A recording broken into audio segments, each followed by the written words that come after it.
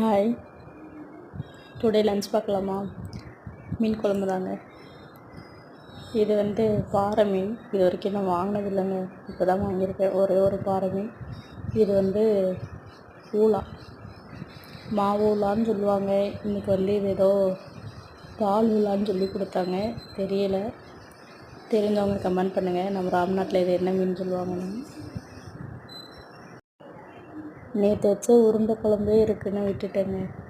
திடீர்னு அப்பா வந்துட்டாங்க. அப்பாவுக்காக தான் மீன் வாங்கினேன்.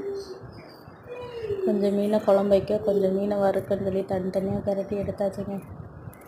அது என்னன்னு தெரியலங்க.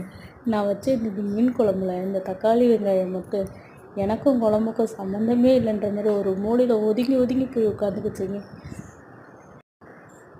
நம்ம வைக்கிறதே அரைகுறை சமையல், அதுலேயும் இந்த தக்காளி வெங்காயம் வேறு இப்படி சொதக்குதேன்னு நினச்சிக்கிட்டு குழம்ப வச்சாச்சுங்க. கடைசியாக நம்ம பிரித்து வச்ச மீன் குழம்புக்கு தனியாகவும் வறுக்க தனியாகவும் எடுத்தது. மீன் குழம்புல வெறும் தலைங்கள் மட்டும் போட்டு வச்சுட்டு பாப்பாவுக்கு ஒரே ஒரு முட்டைங்க, அதையும் குழம்புலையும் சேர்த்து கொதிக்க வச்சாச்சு. அப்படி இந்த பக்கம் நம்ம சாப்பாடும் வெந்துடுச்சு. அடுத்து ஃபிஷ் ஃப்ரை தாங்க. ஃபிஷ் ஃப்ரையை மட்டும் முடிச்சிட்டோம்னா நம்ம குழம்பு ரெடி ஆயிரும். நம்ம வைக்கிற குழம்பு எவ்வளோ தான் கேவலமாக இருந்தாலும் இந்த கொத்தமல்லி போட்டோன்னா அது பார்க்க ஒரு டெக்கரேஷன் மாதிரி அழகாக இருக்குங்க. எத்தனை பேர் அப்படி நினச்சிருக்கீங்கன்னு கமெண்ட் பண்ணுங்கள். அவ்வளோதாங்க. ஃபைனலாக ஃபிஷ் ஃப்ரை, ரைஸ், மீன் குழம்பு.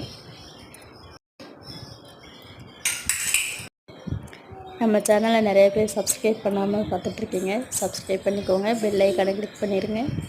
பிடிச்சிருந்தா ஷேர் பண்ணுங்கள், கமெண்ட் பண்ணுங்கள், லைக் பண்ணுங்கள். இன்றைக்கி லன்ச் அவ்வளோதாங்க. உங்கள் வீட்டில் என்ன லன்ச்சுன்னு கமெண்ட் பண்ணுங்கள்.